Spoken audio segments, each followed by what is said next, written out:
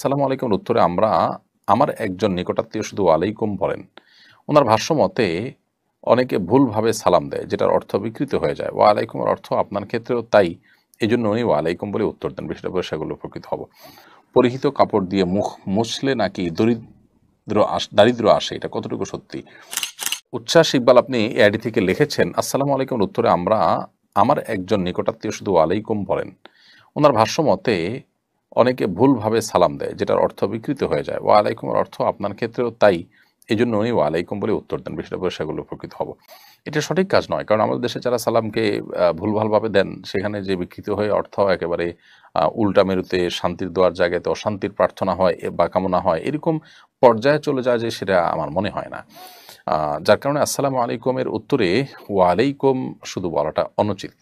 বরং নবী সাল্লাল্লাহু আলাইহি ওয়াসাল্লামের যে শিক্ষা, কোরআনের যে শিক্ষা আল্লাহ তাআলা বলেছেন কোরআনে, ওয়াইদা হুয়্যিতুম বিতাহিয়্যাতিন ফাহাইয়্যু বিআহসানা মিনহা আও রুদ্দুহা, তোমাদেরকে কেউ যখন কোনো অভিবাদন দিয়ে সালাম জানাবে, তখন তোমরা তার চাইতে আরও বেটার অভিবাদন দিয়ে বা কমপক্ষে ওইটা দিয়ে তাদেরকে রিপ্লাই করবে। তো এই জন্য আসসালামু আলাইকুম বললে আসসালামু আলাইকুম কমপক্ষে, আর ভালো হয়, উত্তম হয় আসসালামু আলাইকুম আসসালাম ওরহমতুল্লাহ বলা। আর আসসালামু আলাইকুম ওরহমতুল্লাহ বললে উত্তরে ওয়ালাইকুম আসসালাম ওরহমতুল্লাহি ওয়াবারাকাতুহু পর্যন্ত বলাটা সুন্নাহ।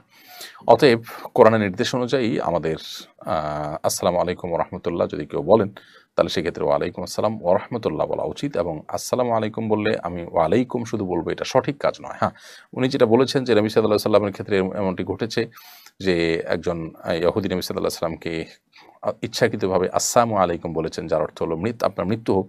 তখন নবী সাল্লাল্লাহু আলাইহি সাল্লাম তাকে ওয়ালাইকুম বলেছেন। তো এটা একে তো অমুসলিমদের জন্য প্রযোজ্য, দ্বিতীয়ত হলে যখন অর্থ বিকৃতির বিষয়টা নিশ্চিত আমি জানি কেউ ইচ্ছাকৃতভাবে আমার প্রতি সেটি করেছে, তখন সেটা প্রযোজ্য। বাকি ভুলভাল উত্তর দিলে কেউ ওয়ালাইকুম বলবো আমরা, এরকম কোনো কথা কোনো ফকিহ, কোনো আলেম পৃথিবীতে কেউ এরকম কোনো মত দেননি। অতএব নিজের মন গড়া কোনো আমল করা সঠিক হবে না।